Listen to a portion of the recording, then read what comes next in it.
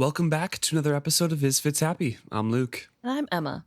And this week we're discussing Chapter 11, Tidings from Bingtown. Exciting stuff. I know, and the epigraph for this chapter is quite a long one, actually, and it's an excerpt from Captain Banrop's Advice to Merchant Mariners. And it kind of goes through, it is an advice column, basically, and it tells prospective captains where they should sail and where they should set to port and what they should avoid. Yeah, and it's really interesting because at the start, it says, "Past Chalced, keep your sails spread. This old saying is based on sound observations. Once your ship has passed the Chalcedean ports and their cities, old as evil itself, spread sail and move swiftly."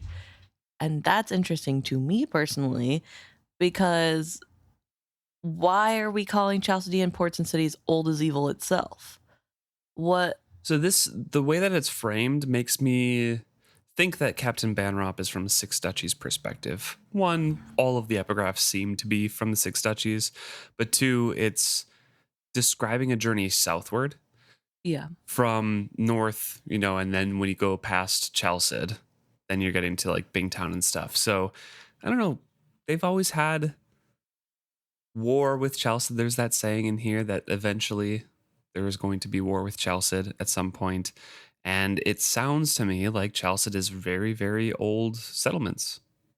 Yeah, which I guess I find really interesting because we don't really get a lot of knowledge about Chalced, right, outside of the fact that they have horrible moral beliefs and are not very nice people, according to all of their neighbors. So we don't get a ton about what this place is like or what they actually do. I guess next trilogy we'll get more of a look. The tetralogy, or whatever it is. I never know if it's quadrilogy or tetralogy. I have no idea. Anyway. Anyway, the next series, we do get Selden being trapped there, so... And some Chasm chapters, right? Yes. Duke's daughter. Yes. So I feel like that sort of gives us more insight, but again, that's more about the situation at hand, and we don't get a ton of insight into their culture or beliefs. We do a little, but just not as much as all the other Then the places. final trilogy, we get a little insight with, I think his name is Kerf, when B travels with the group and they pass through Chalced as well. So it's very, very sparse. Yeah. But the old ports and cities, or the fact that they're being described as being old as evil itself, first of all, such a funny turn of phrase, but also makes me wonder if maybe we've been wrong about where the Elderlings have been all along. Maybe the Elderling cities were in Chalced. I mean, there were also settlements of just humans too back true. then. So, I mean, Chalced could just be an old human place. That's true. We don't hear much about magics from Chalced at all, really. That's true. Although we do know that they know of wit magic, and Yes. they don't necessarily dislike it, but they also don't celebrate it by any means. It just is a thing that could be good for your slave to have. Yeah, I think so. And then also, I guess they're way more chill about gay marriage, but for some reason, Are they? aren't, because isn't it Alice's husband Hest? It goes to Chalced to sleep with men or something. Maybe. I thought it was more they were using the trading routes to Chalced as an excuse to bring other young traders along on the ships, but maybe maybe I thought that was a cultural aspect of Chalcedeans, because I thought Hest was also Chalcedean. No, he's Bingtown trader. Oh. Hest Finnbach, I believe. Well, Finnbach. Okay, well, maybe that's a misunderstanding I had just based off of... Unless Alice's last name was Finnbach. I don't remember. We'll figure it out next book series here. But yeah, that's basically, we don't know much about Chalced, and we get a little bit of a hint here in this epigraph. But quickly, we move on past Chalced, as the captain says, when sailing on past and basically describes, hey, you don't want to put anywhere, you want to go to shore anywhere in the cursed shores because those are aptly named. The only place that you can go to is Bingtown. And even then, you don't want to go to their docks, even though they're nice docks, because they're live ships there. The living ships will ensorcel you. So Yeah. you want to set anchor out in the harbor and then row in, and only you and your first mate, because the beauty and the entrancing wares of Bingtown are going to also ensorcel your crew, and they're going to distract them. And there's pretty much anything that any man could ever dream of in Bingtown, and you can buy it, but not all things that men can dream of are good. So keep everyone away. Yeah. It is really interesting to see sort of the mythos around Bingtown in a land where magic is real. This much put onto Bingtown is really interesting to me because it is a little bit, it does read like typical sailor tales, you know. There are Yeah. the women that stand on the top of the sea and lure sailors in with their voices. Yeah, there's a specific thing that says, a bay that beckons you to safe harbor may seethe with savage sea serpents before the night is over. Water maidens come to the top of the waves to beckon with bare breasts and sweet voices, but the sailor that plunges in for that pleasure is dragged under to be food for their sharpened-toothed mates hiding below the water. So that's all about the cursed shore. Yeah. And it's interesting to see sirens, you know, as being included here. And it's so interesting to me because dragons are real. So are sirens real? Are pixies real? Pixies are not in this. It makes me think that they're kind of confusing, you know, the typical siren thing with sea serpents, because there's that call, that glamour that makes people throw themselves overboard. That's true. Well, they do also talk about how on the cursed shores, dreams and visions will poison your sailors' minds, and your ship will be plagued with murder, suicide, and senseless mutiny. And I'm wondering if sort of we know there are ruins of Elderlings everywhere, especially under the sea. And I'm wondering if maybe the women with bare breasts beckoning people in, if that is, like you said, due to the serpents and their ability to call sailors to their deaths in the ocean, or if that's also something to do with the fact that there are buried Elderling cities and or relics near. And so it's more memories of people that they see on the water. Yeah. And of course, the only way a person's going to walk out onto water if it's a beautiful woman bearing her breasts, inviting you. So I don't know. It's really hard to tell, but it is, I don't know. It's just a fun thing that gets sprinkled in every now and then, that there are like these mythical stories that are crazy. Other folk tales. Yeah. Cryptids to find. Uh-huh. But it does make me wonder, is there a series out there of books where we actually learn the pixies are real and the sirens are also real? I don't know. I know there is a short story that relates to pixies, so eventually we'll get to that. Cool. But yeah, so basically this whole thing is just, you can't trust anything past Chalced. It's just a bad place to be. Yeah. It's better to shorten your rations than to stop. Yeah, because the water is really bad. And it also talks about how the veiled ones around Bingtown are extremely bad luck. Beware, too, the secret people of that land, sometimes seen by night. It brings on the foulest of bad luck should one of the veiled folk of that place cross a captain's path when he is returning to his ship. Better to spend that night on shore and return to your ship the next day than to sail immediately after such an ill omen. That part intrigues me because we know that Bingtown traders believe that the veiled folk are secret and that this is something that other people don't really know about. But now we see that they're not that secret. They are noticed even by traveling merchants. They're noticed, but they are secret. They are secret. But I think the way that it's talked about in the Live Ship Trader trilogies, it seems as though people think that the veiled folk are like a secret to the Bingtown traders, and something that not even all Bingtown traders know about. It's like only those with live ships. It's this like super, super secret, but actually it's kind of more of an open secret, I guess. I guess. I don't know. It's very thin nuance in there, right? Like they do seem to think about that, but I feel like the traders are framing the actual truth behind everything, right? Like they don't know the Rain Wild traders are a people. They have an organization. They like make all this stuff, all that sort of thing. They don't know the structures. They don't know any of that. Like Right. that does not exist anywhere outside of trader knowledge. True.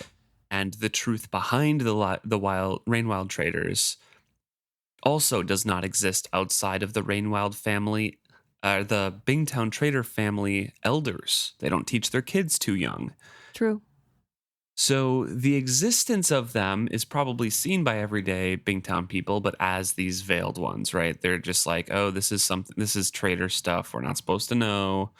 There's obviously something weird going on, but they run the town. We're not going to pry, kind of thing. Yeah. And I feel like that is the kind of thing that then, again, from Bingtown to random sailors that come in kind of gets,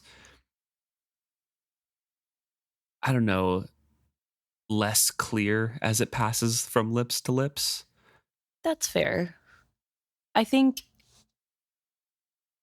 I agree with that, but in my mind, the way I read it, especially with how secretive the Rainwilders are and how much they don't really want to take off their veil, it made me feel as though they believe that they are so secretive in their travel that people do not even know that they exist even with the veils on. Right. And like, so this is clear evidence that people do know. I do remember talking about it briefly during that trilogy as well, just like how, I don't know, adamant everybody was about it. Yeah.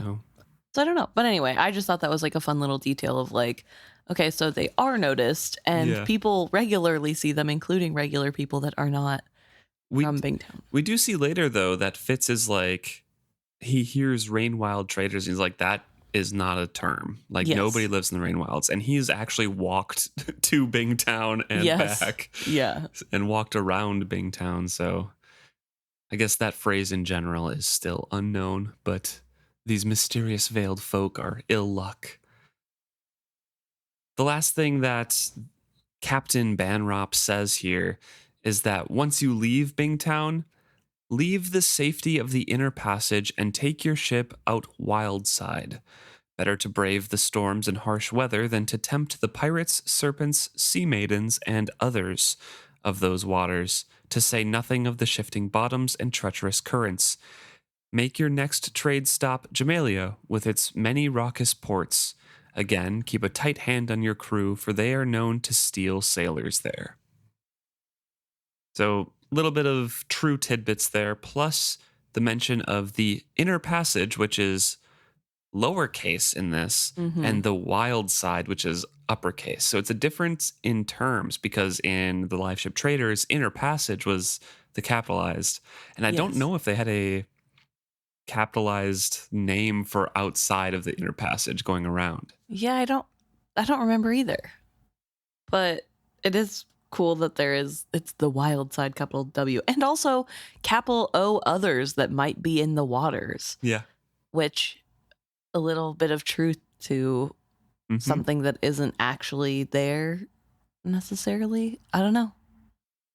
And Jamalia stealing sailors for slaves. Yes. Yeah, that's crazy also. But I guess I don't think that they're necessarily stealing people. I think they are just like, I mean, the crimpers that Althea and Brashen ran into, they were going to steal. But I don't think it's that they're stealing. Okay, I'm putting air quotes around stealing. I think they're like solving crime, putting air quotes around that as well. Like, I guess what's the difference of like, right. Yeah. I thought more like from a captain's point of view, they're stealing their sailors. Yeah. Not that I'm on the team of the crimpers and they're allowed, but like, I don't know. I guess in my mind, I was like, oh, they're just policing the streets really heavily to get more slaves. That's not necessarily stealing anybody. That's just saying you committed a crime, so you have to come with me. Well, remember, Althea and Brashen didn't commit any crimes. They got drugged in their ale. Oh, you're right. No, I'm You're thinking thinking of... about Wintro. Yeah. Yeah. Which, yeah, that is a little bit overzealous on that. But Althea and Brashen ran into... It wasn't in Jamelia City, but it was a port along that shore there. But that finishes up his advice, and we jump into Fitz the next morning, where he leaves a note for Dutiful in the skill tower before their lesson, just saying tomorrow. So they're not going to have a skill lesson today. He's got some things to take care of. He had spent some of the night looking for Hap and Svanja with Master Hartshorn, and obviously did not find them. And now Fitz has gone down to Gindast's to confront Hap. Yes, and he has a wait. He watches as the other apprentices sort of get ready for the day before dawn has started and are lighting fires and doing their work. And he's hoping to see Hap in there already, but he doesn't. And it is not until light had brought color to the day that Hap finally appears. I could tell at a glance how he had spent his night. There's a gleam of wonder in his eyes, still, as if he could not grasp his own good fortune, and an almost drunken swagger to his walk. Had I shone like this the first morning after Molly had shared herself with me? I tried to harden my heart as I lifted my voice and called out, Hap, a word with you. And he smiles as he comes to greet Fitz and says, you'll have to be quick, I'm already late. Not a care in the world. I felt a traitor to all of it, as I said, because the day's pretty nice and Hap is smiling and in a great mood.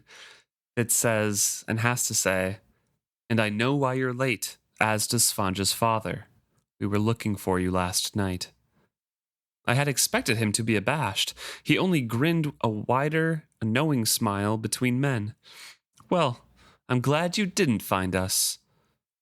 I felt an irrational urge to strike him, to wipe that expression from his face. It was as if he stood within a burning barn and rejoiced at the heat, unmindful of the peril to himself and Svanja.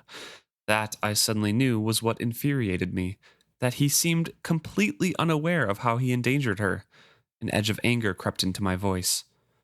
So, I take it Master Hartshorn didn't find you either, but I imagine he'll be waiting for Svanja when she gets home.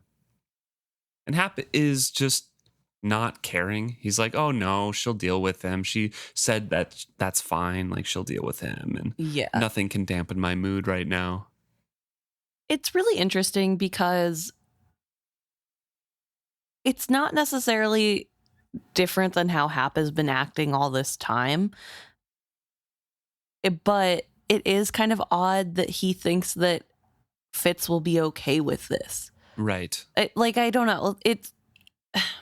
I don't know how to articulate this very well, but I feel like Fitz, although he hasn't been great about disciplining Hap since they've reached town, still has tried to tell him, keep your head down, do your work like you're supposed to, be a good lad, things will work out.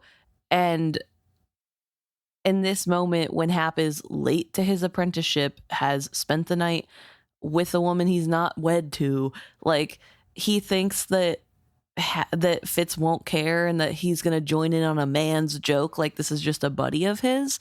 It's odd, and I don't understand sort of his line of thinking of, number one, what he did being okay, and number two, that Fitz himself would be okay with it. Well, I think that's the thing. He's not thinking, he's feeling. He's feeling on top of the world and invincible and like, this is the right thing. We're in love, And Fitz reflects on that too, of just like, would I ever listen to anybody telling me anything about Molly and me when I was a kid? No, I didn't. People did tell me. So I think that's the frustration here too. And it's not that Hap is saying like, oh, I'm glad you know, because we can joke about this and be buddy-buddy. It's, I don't care that you know, because this was the right thing to do because we're in love, Okay, yeah.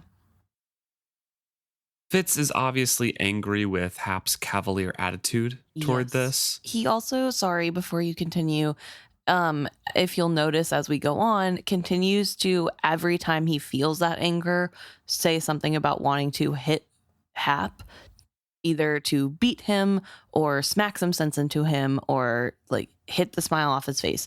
There is clear connection between him disapproving of something that his son is doing and then feeling like he should retaliate with physical violence as a response. He doesn't. I want to make that very clear. He does not ever hit Hap or do anything.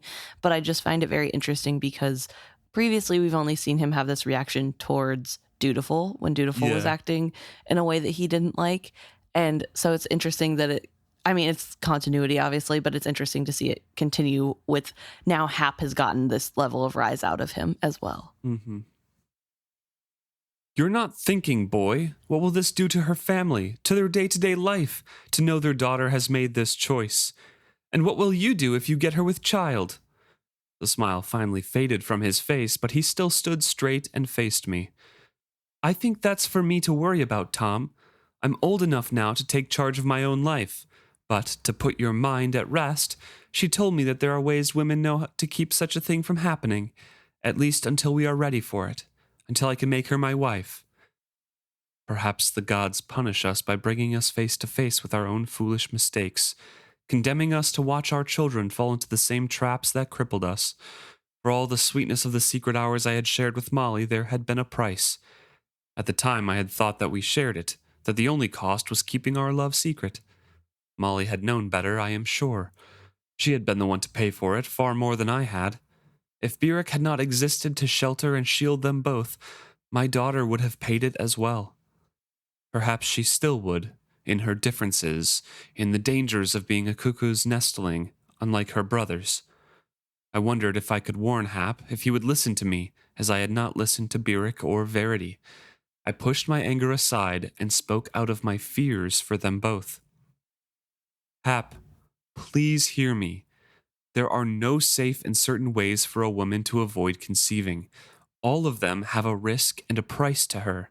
Every time she lies with you, she must wonder, will I conceive from this? Will I bring shame to my family?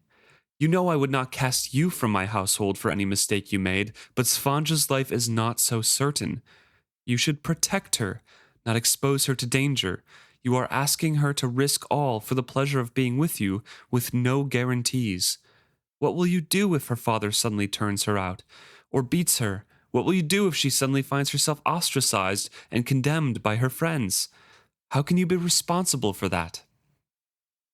So Hap is getting, with this pleading, not the kind of slightly angry tone that Fitz had before, Hap is getting a little bit angry at this response and being like, well, I'll take care of it. You know, if her father beats her, I'll kill him. If her friends turn her away, they were no friends to begin with. He's definitely not hearing the warning, which again is strange because this is Fitz, who has been his teacher and father for years. Yeah. And as far as we can tell, is generally pretty good about letting him learn his own mistakes and lets him know when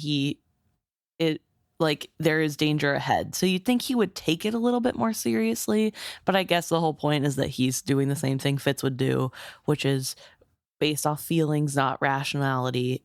And Hap brushes Tom Badgerlock aside, finishing that with, don't worry about it, Tom Badgerlock. It's my consideration now. And he bit off the final words to Fitz as if somehow I had betrayed him by stating my concerns. He turned away from me. I'm a man now. I can make my own decisions in my own way. And now, if you'll excuse me, I must get to my work. I'm sure Master Gindast is waiting for his turn to lecture me on responsibility. Okay, this is the second time Fitz has said, I'm a man now. Hap has said that? Sorry, not Fitz. Yeah, Hap has said, I'm a man now. And annoyingly, I mean, Fitz does right here. He does sort of say, okay, man of what? This doesn't make you a man. But it's like crazy to me that he thinks he is a man, number one, at 14, 15 years old. And number two, that Fitz keeps letting it go. He is older than Dutiful. Okay, so he's like 15, 16. Yeah. And don't get me wrong, I've met 15 and 16-year-olds. I was one once. everybody thinks they're grown up well before they are. But Fitz is kind of just like, okay, you're a man. But he does. I'm He annoyed doesn't because say, "Oh yeah, you're a man." no, but He he's just pushes letting him continue to back. say that. He does push back this time and say, making love to a girl does not make you a man. You have no right to do that. Not until you both can declare yourself partners publicly and provide for any children that come along. You should not see her again, Hap. Not like that. If you don't go soon to meet her father and face him squarely, you'll never be able to stand before him as a man in his eyes. And then Hap walks away. But even in this of being like, hey, you're not a man yet, chill out, it's sort of couched by, you would be a man if you could provide for a family. I don't know. The whole thing is just odd to me. I feel like he should have a stronger response to that and be like, you aren't, what kind of man can't even make it to his apprenticeship on time? By the way, what kind of man is an apprentice? Hello? You don't even have a job. How are you going to pay for anything? How are you going to propose to her if her dad doesn't like you? You've never even met him. Remember, this is a father to his adopted son. You don't need to rub in that he's still an apprentice and that Okay. the foster father didn't really think of that. That's fair. But I mean, it's just like, I don't know. I'm also annoyed at Hap, so obviously Right. I'm like, come on, buddy. But Hap, as you mentioned, walks away in the middle of Fitz's kind of speech to him. He strode into Master Gindast's shop without a backward glance at me. I stood a time longer in the snow. I was not calm. On the contrary, anger flamed in me that seemed enough to warm all winter away from the land. My fists were clenched at my sides. I think it was the first time that I had ever felt deeply furious with Hap, to the point where I longed to beat some sense into him if he would not listen to reason. I pictured myself barging into the shop and dragging him out, forcing him to confront what he was doing. Then I turned and stalked away. Would I have listened to reason at his age? No. I had not even when Patience had explained to me over and over and over why I must stay away from Molly. Yet such a realization did not decrease my anger with Hap nor my belated contempt for my boyhood self. Instead, it gave me a sense of futility, that I must witness my foster son committing the same foolish and selfish acts that I had performed myself. Just as I had, he believed that their love justified the risks they took, without ever considering that the child might come to pay the price for their intemperance. It could all happen again, and I could not stop it. And Fitz then reflects, and he's like, maybe I'm grasping just now what the fool means. How he is the white prophet and trying to turn the wheel from its rut to stop all of us from being doomed to make the same mistakes over and over. So with this kind of, I don't know, direct comparison and direct evidence, he's like, man, it would be so much better if I could have stopped this. Yeah. I don't know. It's interesting to me that Fitz is now suddenly like, oh my gosh, I can't believe it just happened this way, that Hap is making the same mistakes I did. But it's been leading up to that, right? Like there are steps Fitz could have taken at any point leading up to this that could have stopped this from happening. True. And he kept putting off the decision because, well, Hap is a boy. He's not a prince. He can do whatever he wants. Who cares? And now all of a sudden it does matter to Fitz that this was happening. Hap is just a boy. If he gets a bastard child, who cares? It's not like he's a prince. The bastard won't be half royalty. There won't be the same dangers. It's not as uncommon for common folk, I'm sure. So why is that now a problem? I know why, obviously. That was more rhetorical. It's because Fitz himself is a bastard and doesn't want to bring more into the world and feels like there's a deep shame in being one. But it just is really interesting to see Fitz sit here and think about the futility of it all and how he couldn't stop Hap from doing this. But there were lots of steps that could have been taken before now to stop this, and could have been taken now that he knows. Like he could have followed Hap in and told Gindast he would like Hap to be staying at Gindast's place. There are ways that he could stop this from continuing. He could be more strict on him, and he's choosing to walk away and think on it some more per usual, which is fine. I don't know. There's something about this whole like, oh, I wish somebody would do something. You're the one who's supposed to do something. You're the grown up here, Fitz. He walks off his anger back to Buckkeep, and it's gone by the time he's there, but the result of everything kind of weighs him down. Says it poisons the rest of his day. He goes back to the skill tower and sees that the note has obviously been read because the tomorrow was underlined by Prince Dutiful. And Fitz says the boy was learning to be subtle. Perhaps at least with this young man I could succeed in turning him aside from the errors of the past. That errant thought only made me feel cowardly. Was I surrendering Hap then, abandoning him to his own poor judgment? No, I decided I was not. But that decision put me no closer to knowing what to do about it. And so he returns to Lord Golden's chambers to get ready for the rest of the day. As I entered, however, he was not eating. Rather, he sat at the table, bemusedly twirling a tiny bouquet of flowers between his forefinger and thumb. It was an unusual token, for the blossoms were made of white lace and black ribbon. It seemed a clever subterfuge for a season without flowers, and it put me in mind of his old fool's motley for some reason. He saw me looking at the posy, smiled at my bemusement, and then carefully pinned it to his breast. It was the fool who gestured to the spread of food before him and said, "Sit down and eat quickly. We are summoned." I just have a quick question about phrasing in your book versus mine. Mm-hmm. Is when it's talking about the clever subterfuge, does it say it put me in mind of his old fool's motley for some reason or for this season? For this season. Oh, okay. Did I read it wrong? Yeah, I was really curious if that had changed between different versions or not, because I mean, it means pretty much the same thing, but yeah. Oh, I think I just weird. I don't know. That's okay. It does say for this season. Yeah. Our minds fill in weird things. I definitely read a passage slightly wrong earlier too. So well, anyway, I read that part out loud because this is a big misunderstanding happening in the background that Fitz is unaware of, but rereaders are fully aware of. So Beloved thinks that these flowers are gifts from Fitz to him. I don't know if he still does. I remember the first one, and we thought the first one for sure, right? But I don't know if the fool is ever going to think Fitz can do this, like make a flower from lace and ribbon. Hear me out. I think he does think Fitz is doing it because whenever he realizes who is, he gets freaked out that somebody knows who he is.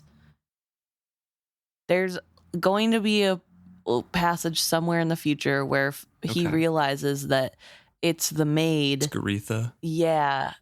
And he starts freaking out that Garetha can see past the disguise, and he's worried that it's coming pretty soon. The arguments. Yeah. So we'll see. I remember him kind of talking about Garetha, but I didn't think it was a realization. I thought it was during their argument. At first I thought you were felt similar to what I feel towards you because you were making these gifts for me, and that was awesome. And then I realized you weren't, and we drifted further apart. I thought that was that kind of talk, not a realization. Oh. I don't know, maybe I am wrong, but it just feels an odd thing to specifically mention again here if it's not important. Well, I think it's important because it is a, part of their argument later on, and how the fool isn't only Fitz's person kind of thing. Okay. I don't know. We'll talk about it then. Okay. When it gets to it. I think it's just like a chapter or two away. Yeah. Well, the Jack chapter is next chapter, so it's probably going to happen next chapter or the one after. Yeah. But it's a hint from Robin Hobb that he has been getting flowers. This is like the third time that he's gotten flowers from somewhere. Yes. Which, okay, maybe you're right. I just thought that I have memory of him like freaking out that somebody else knows who he is, and that like scares him. Could be.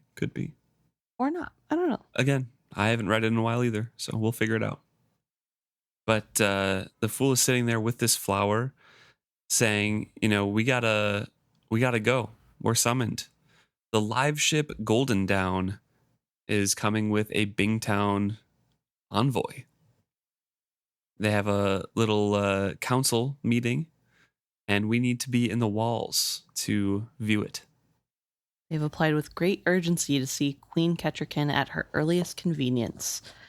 And this is kind of big news for Fitz because he doesn't remember a time when Bingtown's ruling people ever tried to meet with the Farseers or any ruling Right. people. It's always been individual traders. Yes, and they meet with other traders and the duchies. So it's really interesting to then find out that there's an urgent envoy coming for the queen because this is the first of its kind that Fitz is aware of. Yeah, and so Fitz asks, you're to be there, and the fool replies, at Counselor Chade's suggestion, we will both be there. Not visibly, of course. You are to take me through Chade's labyrinth. He himself came to tell me so. I'm quite excited to see it, I admit, save for my brief glimpse of it on the night Kettricken and I fled the castle, and Regal, I've never seen it. I was shocked. It was inevitable that he knew of the spy passage's existence, but I had not thought Chade would ever offer him access to them. Does the Queen concur in this? I asked, trying to be delicate. She does, but reluctantly. And the reason that he's allowed to go is because he's spent time with the Bingtowners, so he should be able to know the truth of what they're saying and know any cultural subtleties that are being added in. Right. And also Chade wants another set of eyes, being Fitz, to hear things and see things that he might miss. And before we talk about that, I think it's interesting to point out that Beloved does know how to get into the back rooms. He showed Fitz how to get to, Right. how to open his door, Mm-hmm. but he has never gone and snuck around back there. He could. He knows how to get there. I don't know. It's so interesting to me that someone like Beloved would go through the secret passages to see. He seems nosy enough. I don't know. Better than me. But yes, so it is because Chade wants more eyes on the situation. So Fitz asks the fool why, because the fool drops the aristocratic air that Lord Golden has, and it becomes more like the fool right now for this conversation. So Fitz asks the fool why the queen didn't just invite Lord Golden to the event. And the fool says, don't you think the Bingtown ambassadors might look askance at the Queen of the Six Duchies inviting a foreign noble to attend her first meeting with them? And Fitz basically says, they might not. They know that she is a foreign queen, not from the Six Duchies, so she could probably do anything and they would just play nice and go along with it because they would just chalk it up to her different customs. Right. And the fool responds, perhaps, but I have reasons of my own for not wishing to be visibly present. Such as, he took his time cutting a bite of food and then eating it. After he had followed it with a sip of tea, he admitted, perhaps they would recognize that I bear no resemblance to any Jamalian noble family that they have ever encountered. The traders of Bingtown have far more commerce with Jamalia than any Six Duchies venture. They would see through my sham and spoil it. I accepted that, but reserved my opinion as to whether it was the complete reason. I did not ask if he feared he would be recognized. He had told me he had spent some time in Bingtown. Even dressed as a nobleman, the fool's appearance was sufficiently unique that he might be recognized by any that had seen him there. The fool was looking more uncomfortable than I had seen him in a long time. I changed the subject. Is Fool uncomfortable here because he doesn't want to admit that he was dressed as a girl when he was in Bingtown? I feel like it is some of that privacy that Beloved has as an individual, just like, you're not supposed to know this aspect of my life. That's fair. This is compartmentalized, separate. The fool is my safe persona with you. You know of Lord Golden and you put up with him, but like, Amber's separate. Okay. I feel like it's that kind of safety mechanism that we talked about before, how the Fool reverts to different people. And it would be a big hindrance, probably, in the meeting room if somebody does recognize Amber. True. Like, why do you have Amber on your side? Yeah, what's Amber doing here? Right. And also, it kind of blends in and bleeds into the last conversation that they have of this, and which we'll get to of this chapter, where Fitz and the Fool talk about, like, why haven't you told me this information before? And the Fool says, I don't want to make the choice. I need to leave it up to you. Yeah. So I feel like the Fool is also avoiding being in these rooms to shift the flow of time and the events with his presence. Okay. That's fair. I guess. But I think the uncomfortableness is definitely privacy of just like, hey, you don't know this.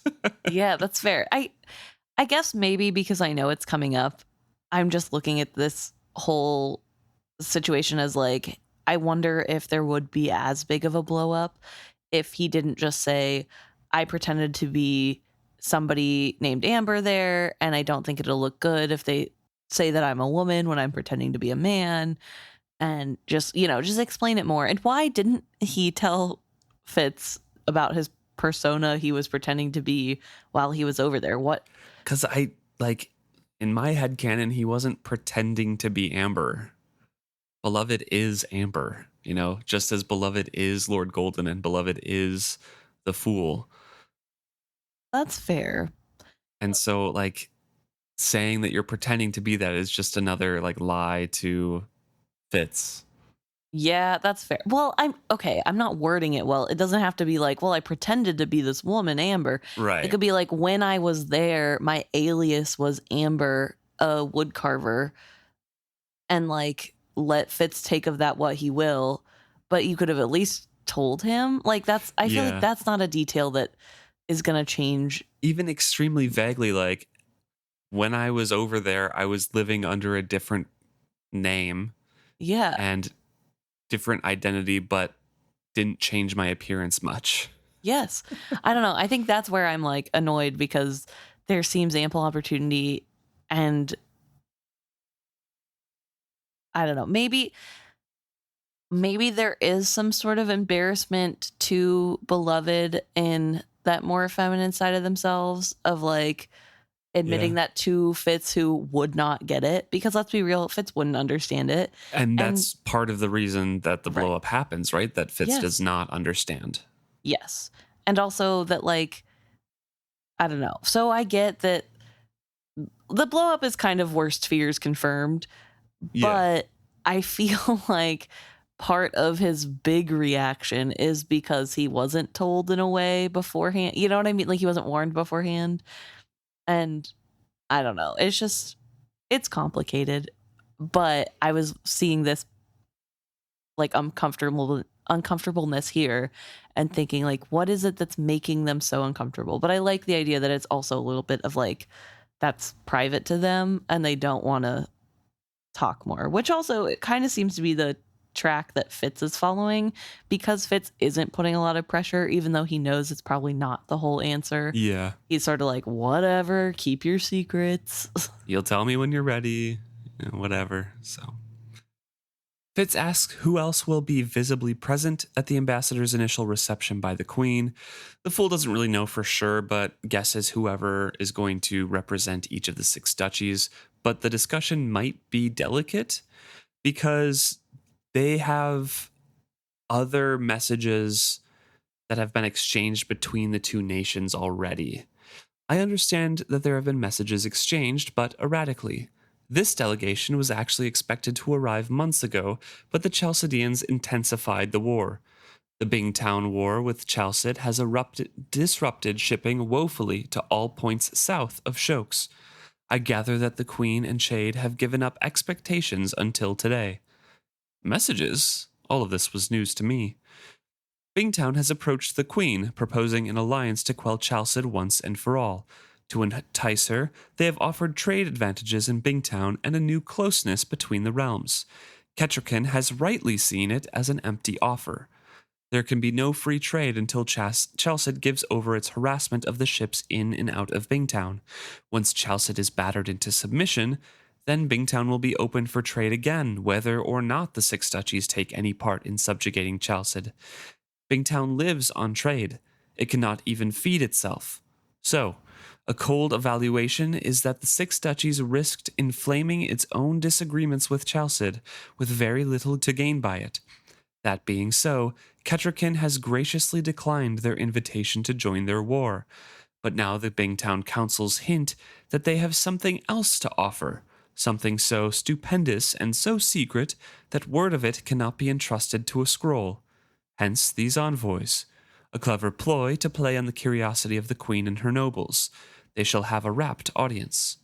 Shall we eat and go? It's interesting because we like to think, and it's reminded to us again and to Fitz at the end of this chapter, but we like to think the Fool or Beloved is kind of on the side of our protagonists in each of these series, but they're not. They care, but they at the same time do not care about the results of the eventualities of these events as long as it continues on their path. Yes. And it's interesting to hear who we know as Amber being like, yeah, Kettricken knows that this is an empty offer and they shouldn't join the war against Chalced. Yeah. And I guess, it could partially be because they don't see any difference of outcome whether or not the war is joined, right? The path that they're on, the war doesn't really ultimately matter to the path, so who cares? Although we've seen Beloved sort of take up causes as they go, the slaves, to free the slaves and all this other stuff. So it does make me wonder if this is a little bit of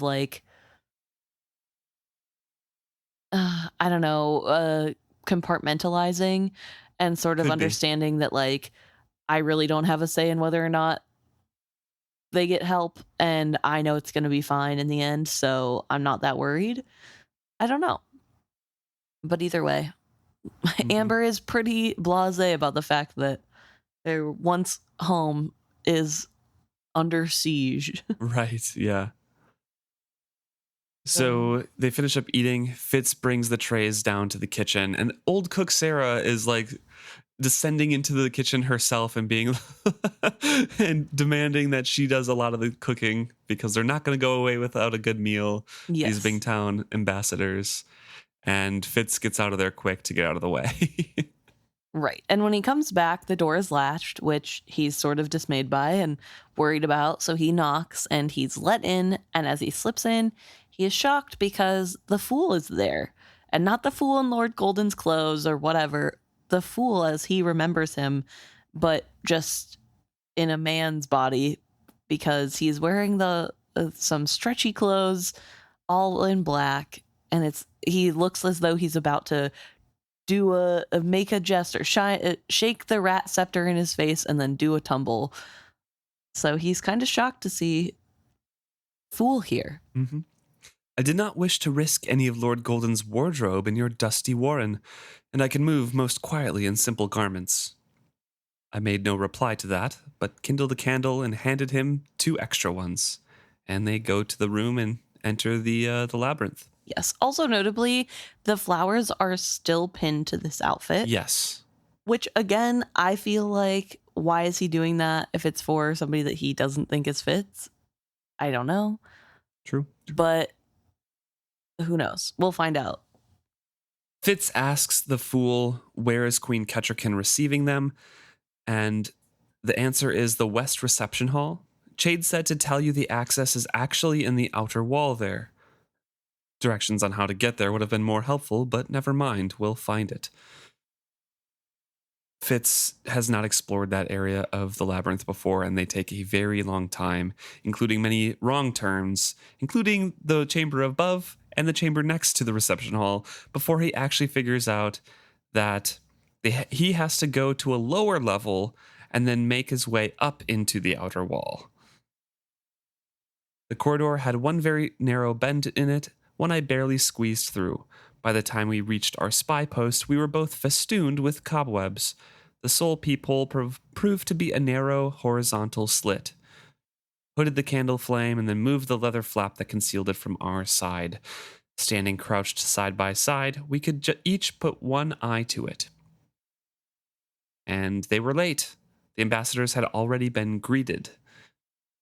And Fitz, by the vantage point, kind of assumes that they are looking out over the top of the dais, so he cannot see Kettricken or Chade or anybody who is sitting there, but can see the people being received by the queen and the gallery behind it, which are dukes and duchesses and those in their stead, standing in their stead, who are not at the castle at this time.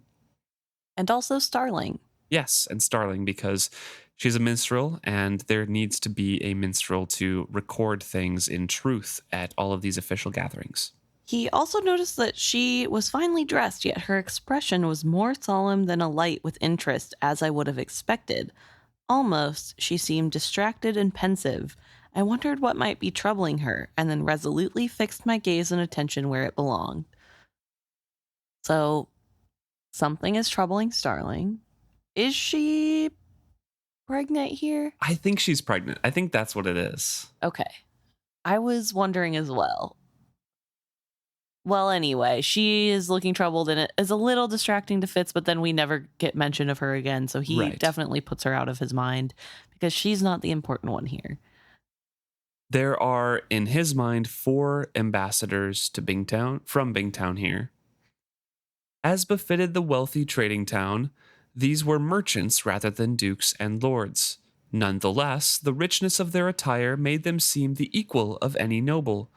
Their clothing glittered with jewels, and in the dimness of the audience chamber, some of the gems seemed to gleam with their own light. One short woman was robed in a fabric that flowed over her form like water, so supple and fine was it woven. On the shoulder of one of the men perched a bird, its plumage every shade of red and orange save for its head, which was of wrinkled white skin. It had an enormous blue-black beak. Behind these impressive merchants stood a second row of folk, most likely servants despite their elegant dress. They bore the caskets and chests of goodwill gifts. 2 stood out in their rank. One was a woman, her face heavily tattooed. There was no art to the marking, no balance, no discernible design, only a succession of ink scrawls that crawled across her cheeks. I knew it meant she had been a slave, and each tattoo was the sigil of an owner. I wondered what she had done to be bought and sold so often. The other strange servant was hooded and veiled. The fabric of his drapery was rich and elaborate, the veil across his face of fine yet heavy lace. I could not see his features, and even his hands were gloved, as if to be sure that no part of his skin showed. It made me uneasy, and I resolved to watch him most closely. We get a little bit of a description, but not too much. We have 6 main people because we know it's the 4 in front and the 2 behind, the tattooed, and we know it's Selden in the hooded garb. Mm-hmm. And then the servants behind them. But we don't get too much description of the 4 in front. We have one woman in an elderling cloth, I can assume. Yes. It could be silk, but I'm assuming it's elderling cloth. Right. And then the trader with the parrot or some sort of bird on his shoulder. Mm-hmm. And no mention of the other 2 really, except that they were finely dressed. And maybe had some light up the flame jewels. Thank you. Yeah. So is the woman, because we find out that the leader of this is Cyrilla. Yes. So is that who is in the elderling dress here? I feel like yes. Because it seems to me, I don't remember how short she is from the live ship traders. That's why I ask. And that's like her main defining feature that Fitz describes is a short woman. Yes. Well, and also it feels like she would be dressed differently in like elderling garb. I don't know. True. Seems to be her special interest. So I could see her thinking that would be a good way to show off the things that they have. I don't know. Well, Fitz and the Fool are just in time for the giving of the welcome gifts. The Bingtown ambassadors obviously are bringing gifts in to show their appreciation, thank you for welcome, and also obviously to put them in good standing with the queen before their negotiations. The first gift is a fragrance that would bring sweet dreams to even the most restless sleeper. And Fitz says, I cannot vouch for the dreams, but unstop her just for a moment. The fragrance spread to fill the hall, reaching even the fool in me in our concealment. It was not a heady fragrance, but more like the wind-blown breath of a summer garden. Even so, I saw the expression change the faces of the noble in the back and the hall as the rare essence reached them. Smiles grew wider and furrowed brows relaxed. Even I felt a lessening of my wariness. A drug, I breathed to the fool? No, only a perfume, a scent from a kindlier place. A faint smile played over his face. I knew that scent of old, when I was a child. They traded for that. They traded far for that. Far for that, thank you. So it is a very, very valuable fragrance here, and it's from where, presumably, where the fool was born. Yes. Or it could also be from Clarice. Could be. Yeah. I mean, I don't know that Beloved would smile fondly thinking of that. But there were some good memories in Clarice. True. It's not all horrible. True. So maybe. But he does say it's from a kindlier place. That's true. So it's probably from where he was born. Yeah. Would be my guess. Which is kind of crazy that we get so little about that place. Yeah. But apparently they are known for the perfumes that are as magical as any elderling. Just about, thing. Yeah. Very potent. But smell very nice. Smell great. Well, unfortunately, I think we have to break there before we get into the other welcome gifts. We have a lot left to go in this chapter. But it's been interesting so far, seeing some Selden and Cyrilla. Yeah. So, though we will have to stop there for now. Thank you so much for tuning in. Please let us know what you thought about this chapter so far. Email us at isfitshappy@gmail.com, or you can message us directly on Facebook, Instagram, Threads, Blue Sky, YouTube, and Reddit. We have a page at isfitshappy on all of those. Well, our account on Reddit is isfitshappy, so you can find us and message us on there. We do not have a subreddit, but on all the rest of them, you can comment on any of our posts or message us what you got going on in your life or your thoughts on the episode or the chapter or the books. Or anything else that crosses your fancy. Yeah, looking forward to hearing from you. See you next week.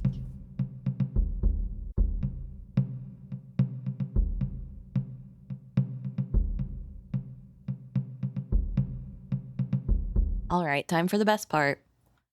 And that is where we talk about what you guys have brought to us. But first, I do want to give a huge thank you to Ale, who has supported us on Ko-fi as well. Thank you so much for donating, for tipping us there. Really, really appreciate that. And of course, thank you to those recurring supporters as well. Neva, Anna, Degenhart, Zakita, and Simon. We really, really appreciate all of your support. Yeah, thank you guys. And now we'll talk about the things you guys have brought to our attention. And I think we're just going to start with a comment on episode 297 on Facebook.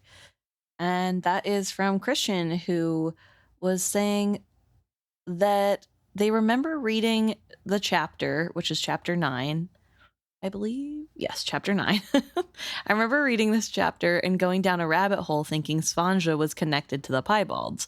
I was sure Hap would become a victim of some kind. Anyone else?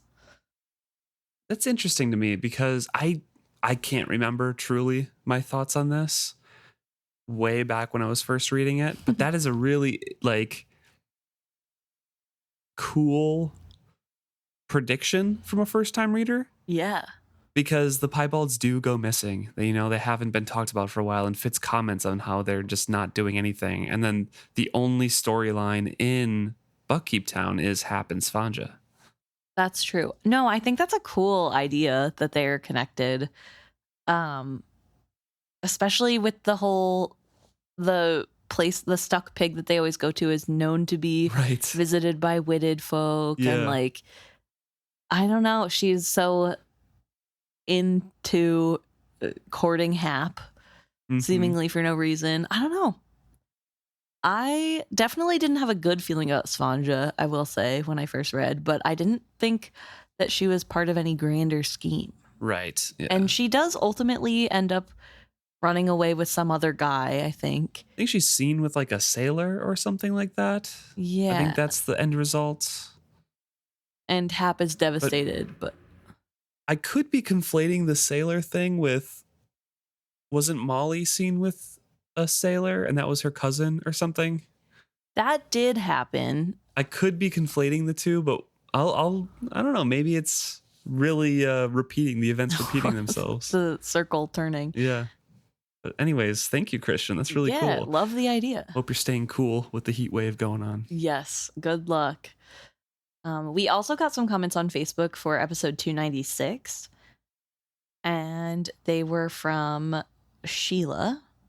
Yeah, and the first one is the conversation of Jinna versus Starling that we kind of had. Somebody commented in about kind of how they had different bonds, and how Fitz seemed a little bit more attached to Starling, and that was kind of like our conversation that we were talking about. Right.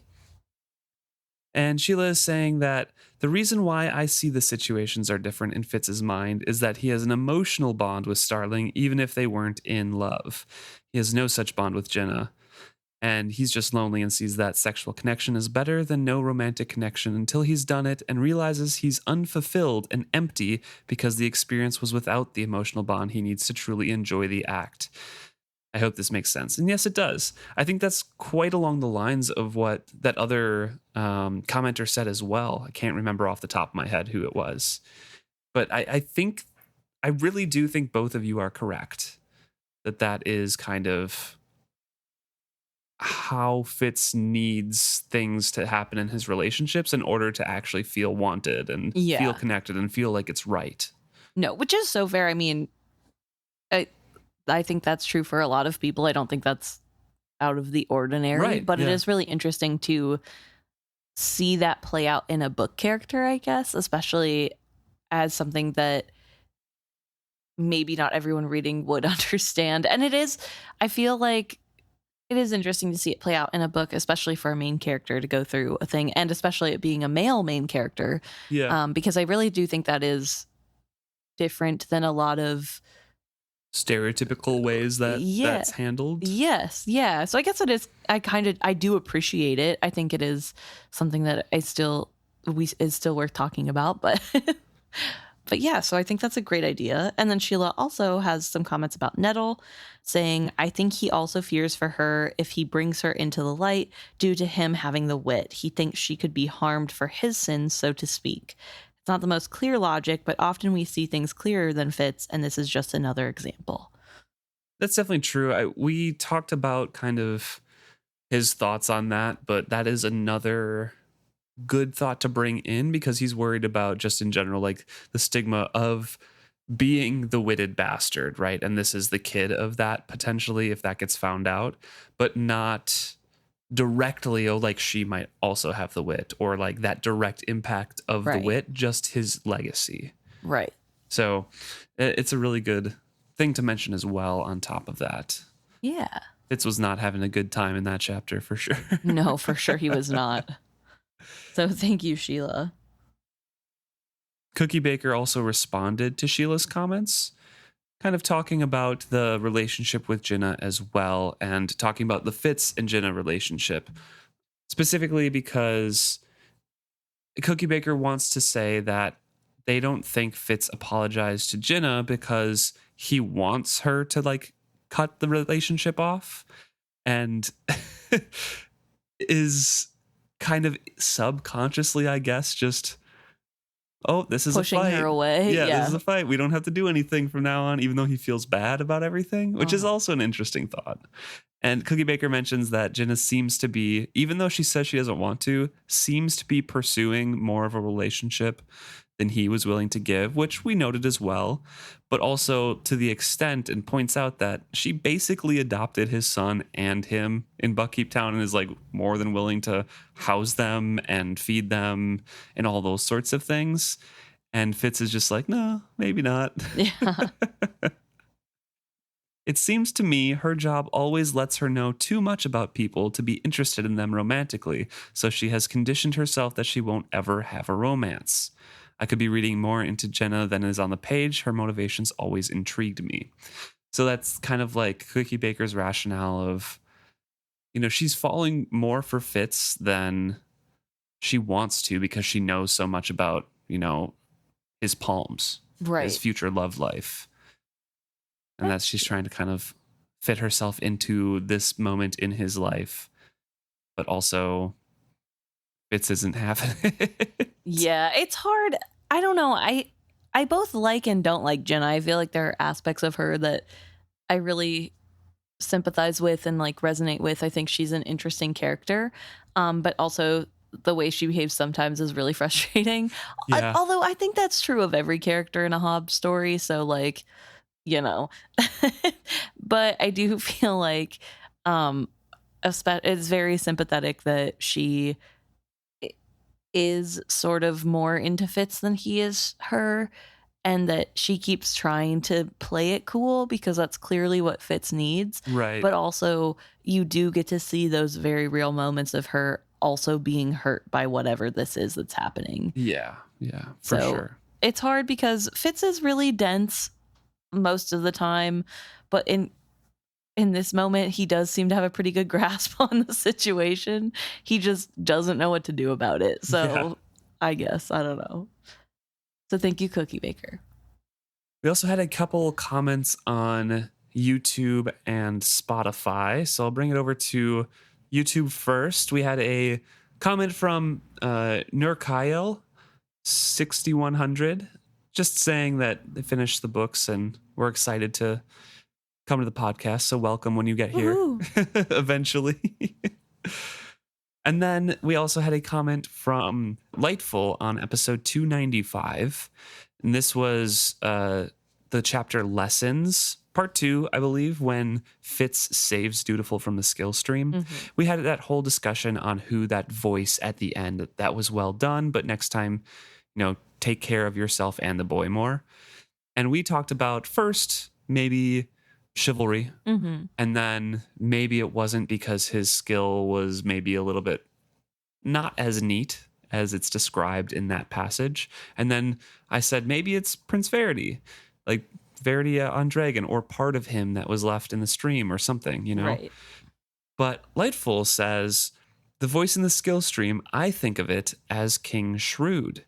Yeah, that's really interesting. Yes, I thought that was super interesting too, because King Shrewd is he was the last fully trained skill user by the previous skill mistress, Solicity, the fully trained, history of skill masters. Yeah. So his skill was actually as up to par as it should be, probably. Right. As far as we're aware. Well, even when he was being attacked, I guess he didn't know he was being attacked in the skill, which... Correct. How good at the skill could he be then? Sorry, that was mean. But he did still continue to use the skill to see what was happening in his kingdom, even when he was bedridden, which does point to him being pretty strong. Right, yeah. And also very capable of using skill, which also makes it hard whenever we talk about like the things he could have been doing to Fitz because through skill control or whatever, because we wouldn't know and neither would Fitz. He's actually trained. So. We did talk about that when he gives him his pin, that there was a small command to be loyal or like a binding promise in his oath that Fitz gave, kind of thing. But yeah, never quite decided if yes or no that was the truth. I think we leaned towards there was some sort of small nudge, but it wasn't a full command. Yeah. But yeah, this idea that Shrewd was looking after his ancestors, or his descendants, excuse me, was very interesting to me. Like, yeah, be careful of yourself and the boy. Like, you guys are the Farseers. Yeah. Hey, get it together. That does feel very shrewd. I don't know. I like that idea. I like it a lot. Yeah. So thank you very much. And then we also had some, as I mentioned, some comments on Spotify as well. Thank you all who commented in. First, we have Kay, who, again, this is just I'm excited to start. They're on episode 1, so it'll be a while before they get here, but hey, welcome in, Kay. Thanks for commenting. And then we had a couple comments from Green Sky on chapter 8, episode 296.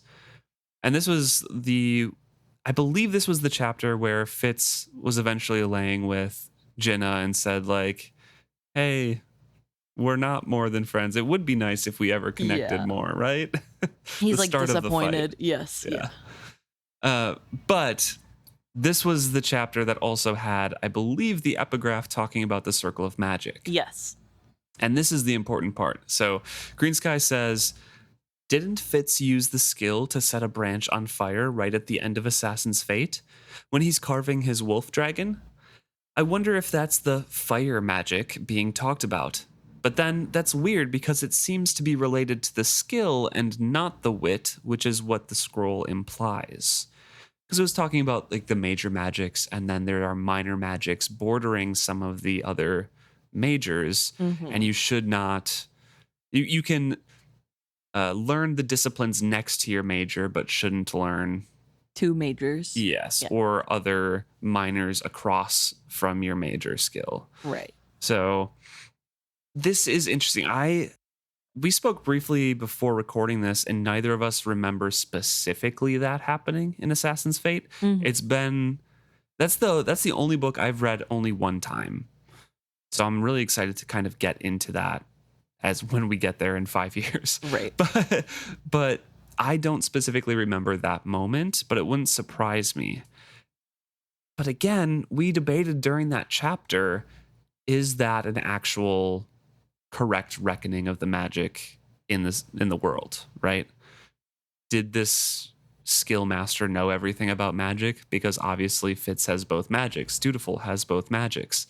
Dutiful doesn't get headaches as far as we know.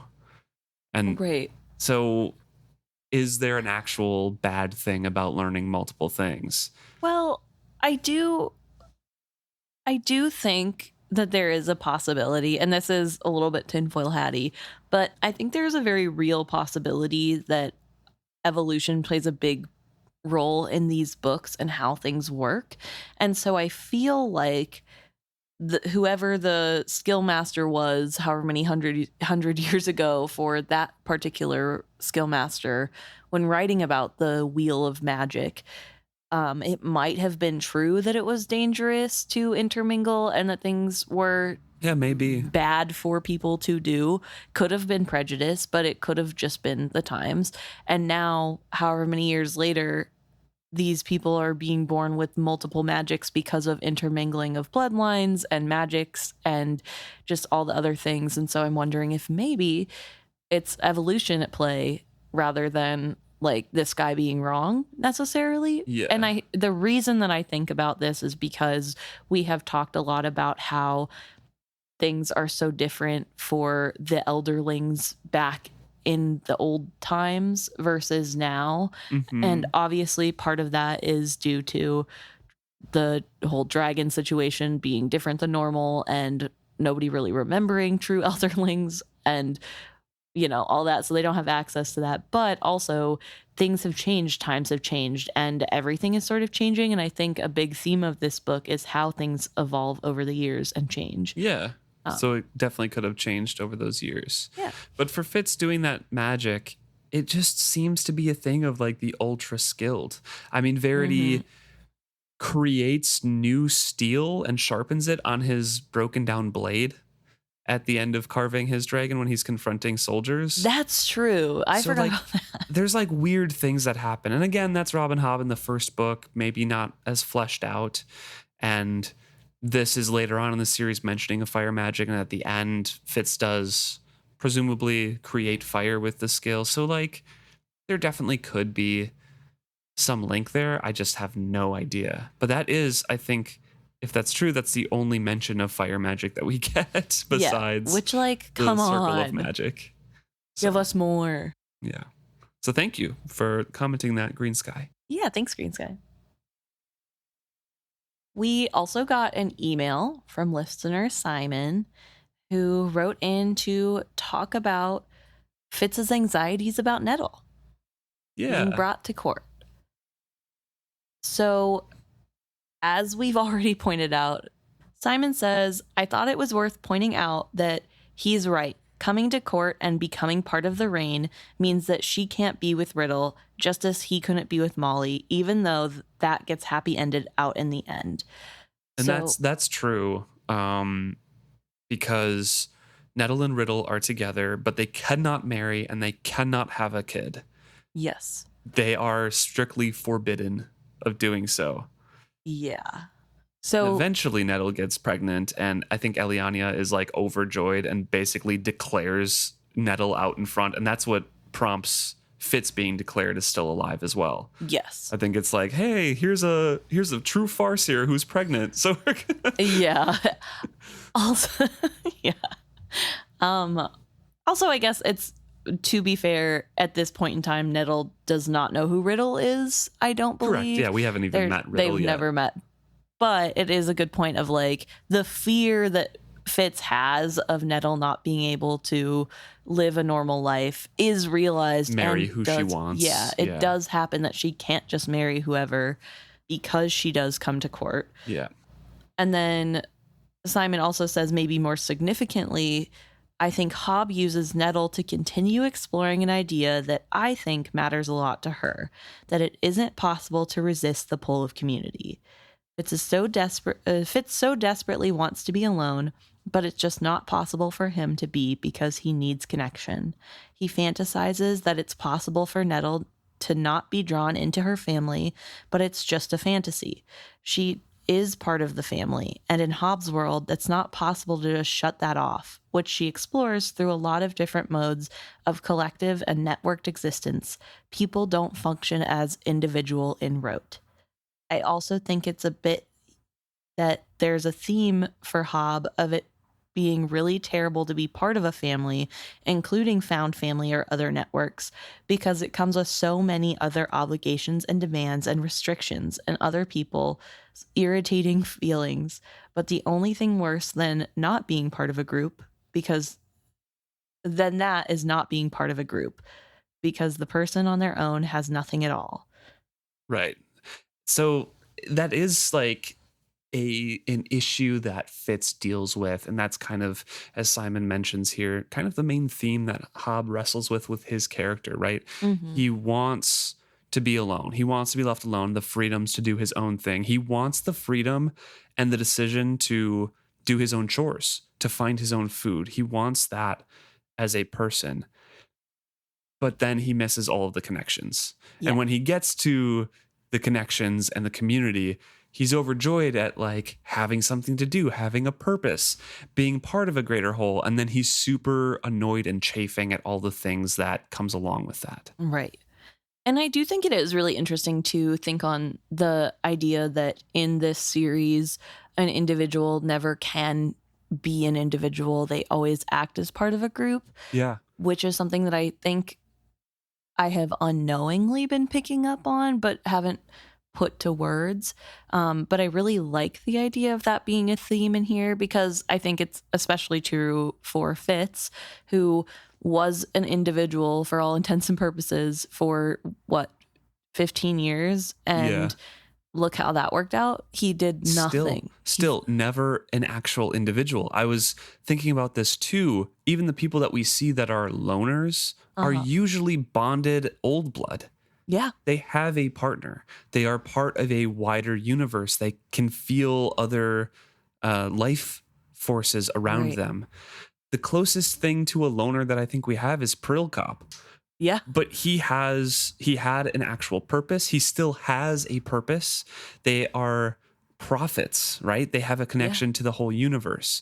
Then there's dragons who, they're very arrogant and self-centered and kind of alone. But the main dragon that we see, Tintaglia, is focused on returning her whole race back to prevalence and to life. Right. And, ignoring the instinct to be a loner and to let the children die, and rather trying to feed them and raise them. Yeah. Well, and even if you just think in terms of the dragons, right, they are still drawn to the community. They are still drawn to even humans, because there isn't the capacity for more dragons to be around. It does force them to then turn somewhere else for that sense of community. And I do think that that is a big thing throughout this, is that like Althea, whenever she tries to branch off on her own, she still only really starts doing well when she knows that Brashen is there and she has that community, that found family, that sense of belonging to help her. And I'm not saying that she couldn't do it without a man's help, but it just, you do notice that she grows more because she has someone there that Right. cares about her. And she becomes part of the crew. She like joins in. I don't know. I think there are so many ways you can look at that. And I think there is something that is, I don't know, hard about community, where there are really good aspects of being part of a community and part of family, but there are really annoying parts too. And so it's really interesting to have a character who seems to focus more on the bad parts of community, but yet still finds himself coming back time and again. Mm-hmm. And Simon is right that just continues with Nettle here as well. Yeah. So we'll be looking into that in the future. Yeah. So thank you, Simon. I think that's a great observation. Mm-hmm. We also got an email from a listener asking when we think the podcast will be finished. So Ryan, I don't know. 6 years, 6, 8, 10 years? 6 to 8, I would guess. Yeah. That would be, I think that's a pretty conservative but nice guess. You know, we've already been doing it for 6. We're about halfway through.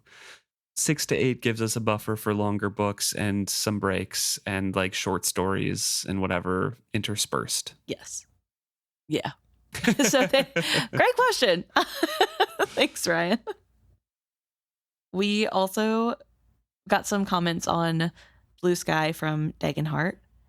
And first ones were on 297, episode 297. And Dagenhart is saying, it's funny to me how Fitz, wielder of two magics, looks down so much on another kind of magic. He, for a fact, knows magic exists and uses it daily, and yet he's skeptical about Jinna's charms. Come on, Fitz Chivalry, get off your high horse. I think that's in referral to when Jinna's niece says, oh, she's up near the sheep place trying to cure some stuff. Yes, yeah. And he's like, well, whatever. It's crazy. I think that's funny because I think it was because he was raised in the stable and Byrrc would be the one to go and cure all these diseases before. True, yeah. So I think he's skeptical about hedge magic living up to Byrrc. Which Byrrc was also using a magic. True. Jot that down, Fitz. Fitz hasn't learned that yet. No, that's true. But also, it's just like really funny. The idea that he cannot grasp that there is possibly a magic he does not have is so funny to me. He's especially like, no. If you consider that he has fire magic, maybe. Yes. He's like, no, there's only 2 real magics in this world, and I have them both. Okay, Fitz. Dagenhart goes on to say, I was so disappointed by dutiful sexism. So Lady Vance is not like other girls? Grow up, boy. You, son of Kettricken, dare speak thusly of girls and women? I expected so much more of you. Shame. And that's true. I think that pretty much echoes your exact thoughts and words, Emma. Yes. That is, yeah.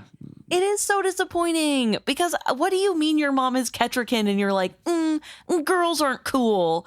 You're the coolest girl is your mom. So yeah, but she's the mom. She's not cool by virtue of just being that. I guess. Whatever. I don't know. I'm annoyed.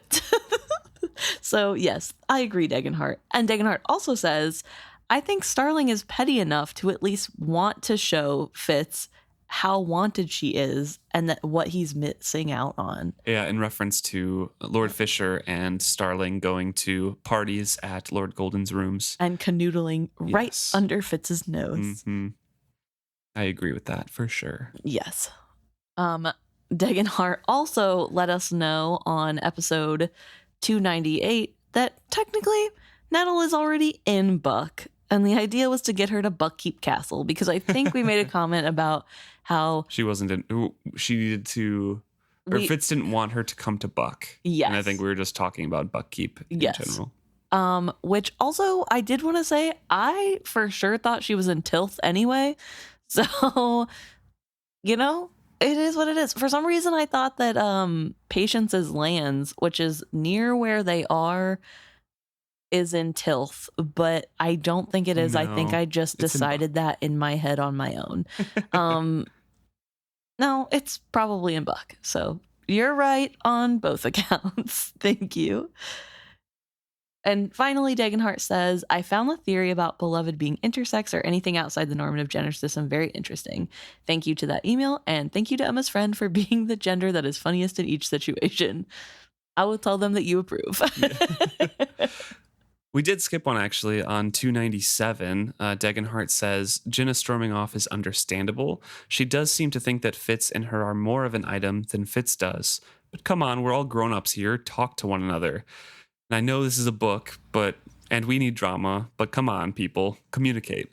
And that is like echoing kind of what Sheila said too. Just like, yeah, Jenna thinks they're more of an item, but also Fitz, you can talk. Like, you don't have to like not apologize to just kind of ghost Jenna during this argument. It like really is annoying that he lets her walk off and then is like, well, I don't have to say anything because I don't want to. Okay, well, that's not how things work, but sure. Thank you, Degenhart. Thank you, Degenhart. Lastly, we had some things on Instagram as well. And one was a message from Eli Henry. And Eli was talking about how looking at the memes back, just like going through them all at one time is really kind of funny because he's catching up slowly, listening through. And then all of a sudden you're at the front and you're like, oh, a lot of time has passed. Yes. Like, just from the memes, I used to know pretty much exactly where you guys were at. And now I'm right there with you. Honestly, it's going to be rough not having you guys talk in my ears half the day at work anymore. But I've started on my audiobook backlog again, so silver lining, I can start working through that. This will be a little easier than when I had first finished Realm of the Elderlings and felt so lost. I immediately went back for a re-listen. At least I'll still have my weekly dose of Fitz. I'm not prepared for when you guys start skipping weeks again.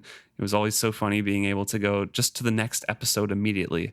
Now I get to be sad and forlorn like the rest of your listeners. And Fitz, of course. I dutifully wait for the next episode. Yeah. Well, thank you. Yes. Congratulations on being caught up. Sorry that we don't have another 6 years of backlog for you. I know. Soon. In just a few short 6 years, we will have enough for people to listen for a whole year to just us everyday work. I should add up all the hours so far and I don't see want how to. long. I don't need to know how long I've been talking about this.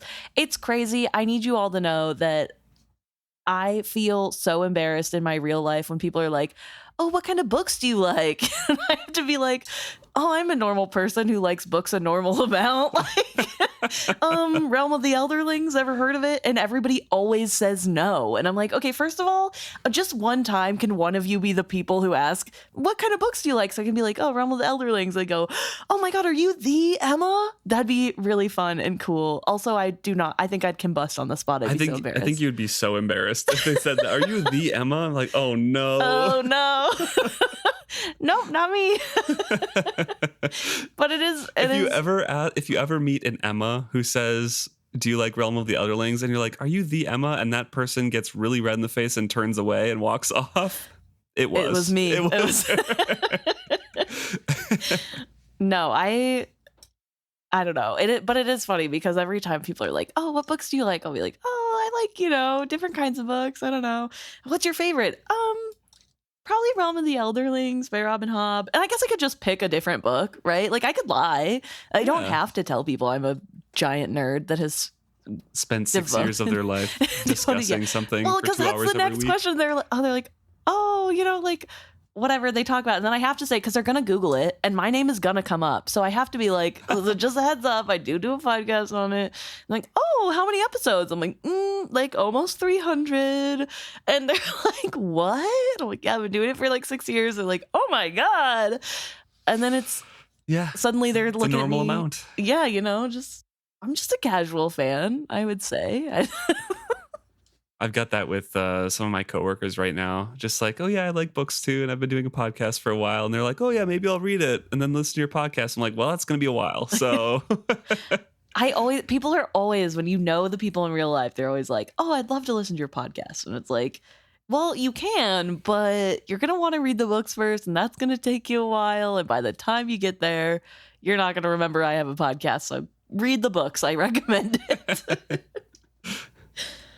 Oh, thank you very much, Eli. So thanks for joining the fam. Yeah. Sorry you have to wait weekly. And I think this is the last thing, but we also have a comment on episode 297 on Instagram to an answer of Emma's question of why do you think Fitz doesn't fear the danger of Nettle using skill untrained? And Rhonda says, because Fitz lives in his own special denial land. And honestly, I think that's the perfect place to end this because that's just what more can the you story. Say? Yeah, just... Fitz does live in his own little special denial land. That is Fitz 101. That's Thank you very much, Rhonda. Yes, and thank you everyone who listens, whether or not you write in, but thank you to the people who write in, so we know that we're not just talking out into the void. We always enjoy hearing from you guys, and it's really fun to hear your theories or our mistakes. Either way, we like hearing from you, and we can't wait to hear what you have to say next week.